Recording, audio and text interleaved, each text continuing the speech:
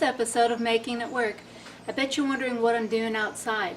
Well, this is the beginnings of cold process lye soap. This is about the only soap that we use in the entire house. We use it at both bathroom sinks, in the shower, at the kitchen sink, and I'm about out and I need to make some. So what we're going to do is it's best to mix the lye outside. There's fumes that come out of it. It gets really hot. It's just really best to do it outside. So this is just regular household 100% lye. You do not want to get this on your skin. I've got 3/4 of a cup of room temperature distilled water in this jar. This jar is specifically for my soap making, and also the that spatula that I use to stir with, that is also specifically for soap making. You want to measure this stuff as accurately as possible. This is 1/4 cup of crystallized household lye. I just got this at my local hardware store. So slowly add this, because what's going to happen is it's going to kind of bubble up, it's going to get hot, and there's going to be fumes that come off of it. So here we go, just add it slowly. You don't want a big splash. Right back in there with that, and then I do not hardly touch that again. And start stirring this up. This is a silicone spatula, high heat. Okay, can you see the fumes coming off? I can see them. I don't know if you can. Let's see. I don't know. But anyway, just stir that up. You can see it's pretty cloudy right now. So you just kind of want to stir it until it's fairly clear, completely dissolved. So that was 3/4 of a cup of distilled room temperature water. It's important to use distilled. And 1/4 cup of lye crystals. And I've done this inside a time or two, but it is best to do it outside. This is definitely an outdoor step. Wouldn't hurt to have eye protection on. Obviously I have my rubber gloves on and my apron.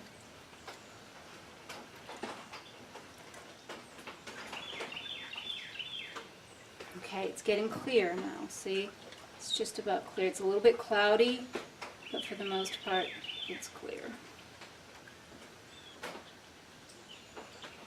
Alright, let's take that inside. Okay, step 1 was mixing the lye in the water. Step 2 is, let's see here, we gotta get these measuring cups right. I'm gonna do 2/3 cup of coconut oil. I'm just gonna put it in a jar that I can stick in the microwave. You just microwave it for about a minute or so until it's all melted. So that's 1/3 of a cup.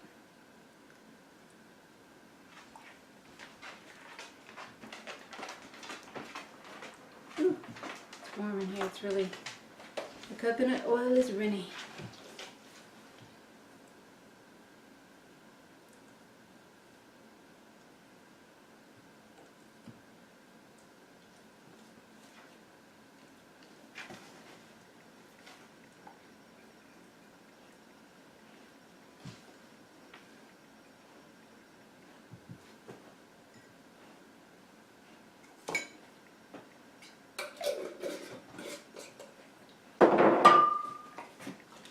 I love the fact that I am washing my body with stuff that I would be willing to eat. Except for the lye. Don't eat lye.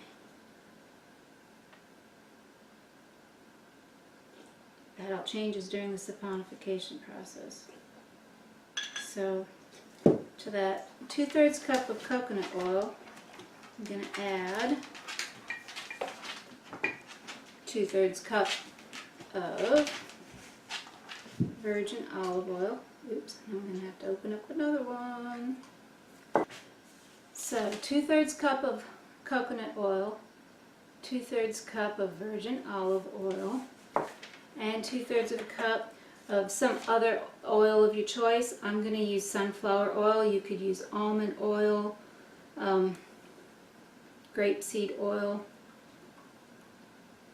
But this happens to be sunflower oil. And as you can see, I've already spread newspaper over my entire work surface. And I'm going to have a vinegar bath ready for anything that comes in contact with live vinegar will neutralize it. So I'm just going to stick this in the microwave for about a minute. Let everything melt good. And then we'll check the temperatures. Okay. Ooh, that's warmish too. Stir that a little bit. Mix all those oils together. And then we'll take a temperature.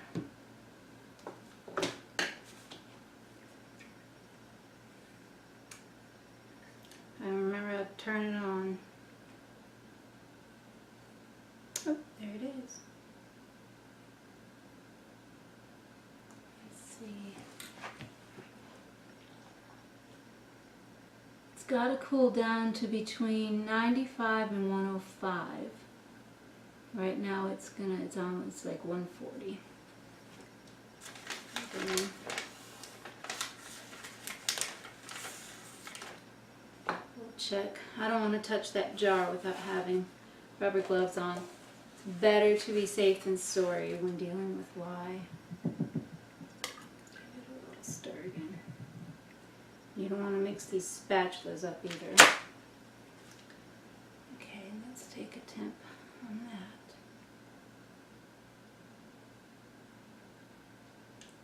That one's quite a bit higher.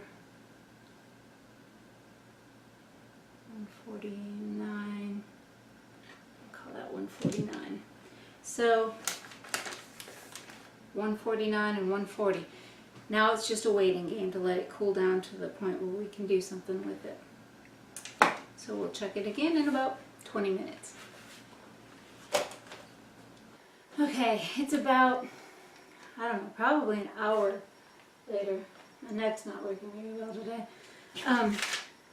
And they're finally down to, this one's at about 103, and this one's like right at 105. So they're actually pretty close, even though this one started out a lot higher temperature. It has dropped faster than this one has.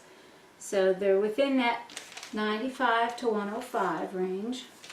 So I've got my stainless steel bowl, got my rubber gloves on, I've got my vinegar bath in the sink. I'm just going to pour this oil into the stainless steel bowl, and then just slowly add the lye water. And just kind of start stirring it as soon as it comes in, and it changes the look immediately. It's got a more cloudy look to it. Let's see if I can show you. It's kind of hard to see in a like this. And I'm going to go put this immediately into the vinegar bath.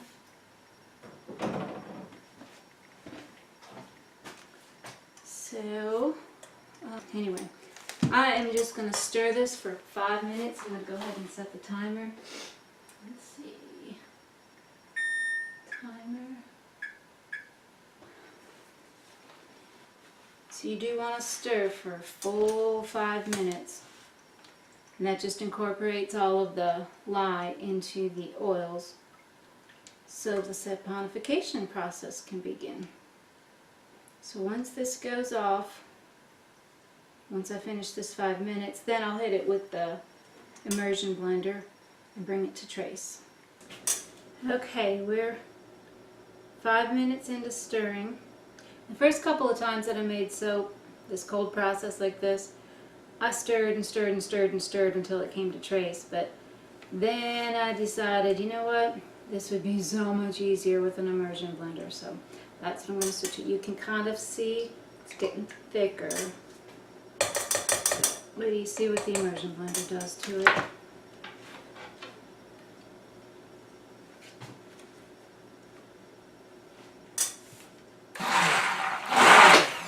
Changes the look almost immediately. Okay, now it really looks like vanilla pudding. It's got that same color and consistency. It's still a little bit runny. I'm going to hit it a couple more times here.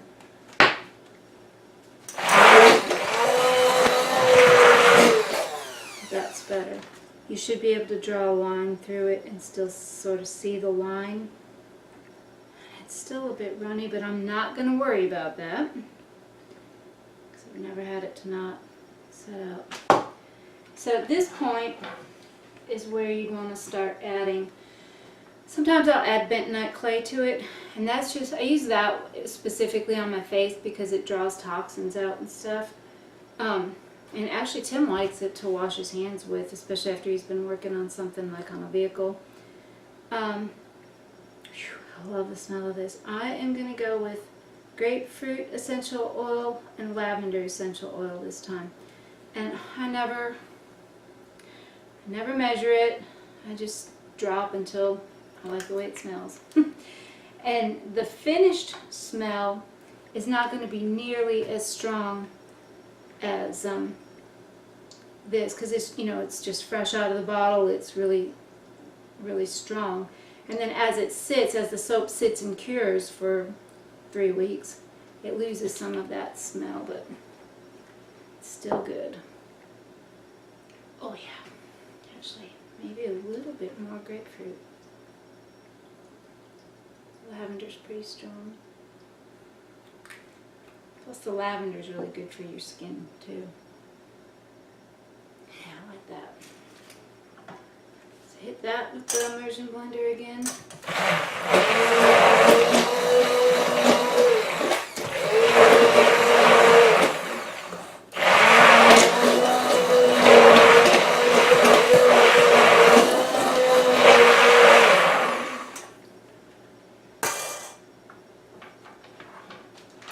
And we'll just pour it. I like these little silicone baking cups. I like the size and shape of the soap, and the silicone is extremely easy to get the soap out of. And I know that I'm going to have enough to really fill these up. So once these are each filled up, I'm going to cover it with plastic, wrap it in the towel, and then just let it sit for 24 hours. We'll check on it tomorrow.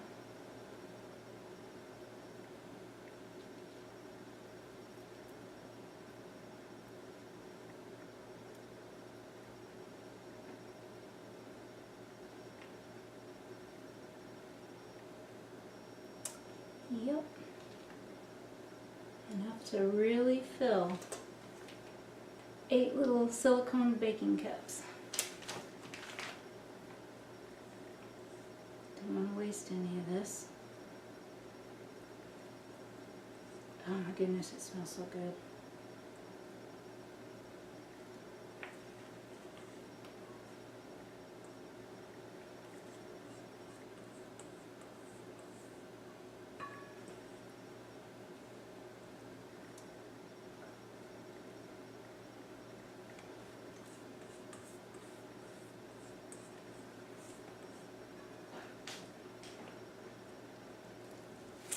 So I'll just cover that with plastic, wrap it up, and we'll see what we get. Hey, here we are on day 2 of making the soap. And before we take a look at these and see what we got, let's talk about lye for just a minute. Sodium hydroxide, or caustic soda. Lye is a caustic product. You do not want to get it on your skin. You do not want to get it in your eyes.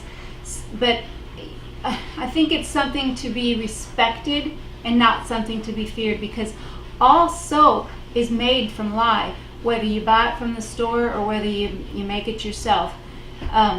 Soap is basically that sodium hydroxide or lye mixed with a fat of some sort, whether it be an animal fat or a vegetable fat. And in our case, we use distilled water, the lye, and coconut oil, olive oil, and sunflower oil.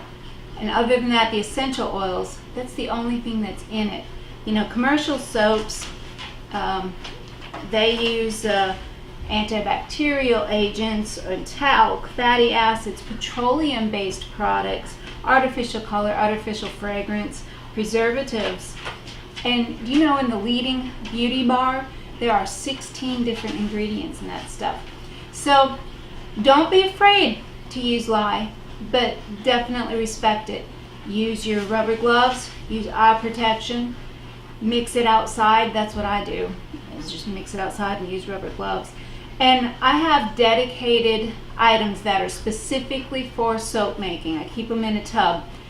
That's where my jar is that I use for the lye. That spatula, the silicone spatula, that is all dedicated just for soap making. My immersion blender, dedicated just for soap making. But okay, now that we got that out of the way, we're good. Let's check what we've got here. It smells so good, and it has turned from a more yellow substance into kind of a white substance.